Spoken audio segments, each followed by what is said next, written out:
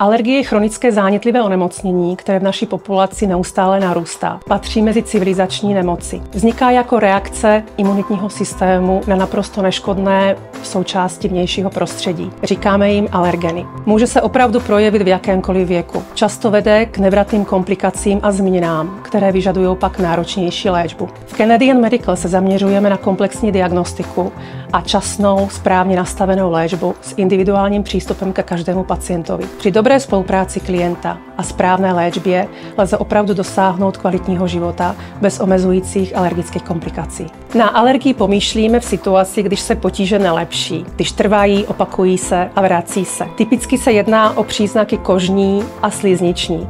Sliznice je prvním místem, kde dochází ke kontaktu s alergenem.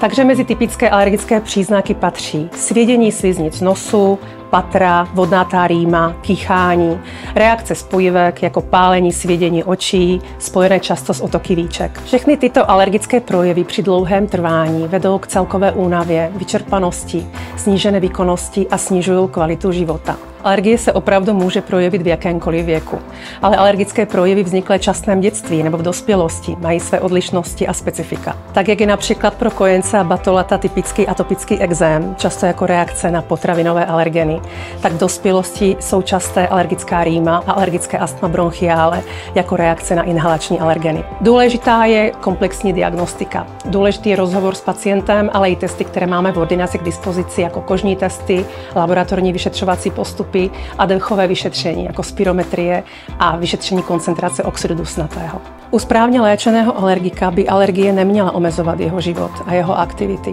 Při dobré spolupráci klienta a při včas dobře nastavené léčbě lze očekávat kvalitní život bez alergických komplikací. Našim klientům pomáháme dosáhnout kvalitního života bez alergických komplikací a také si ho i udržet.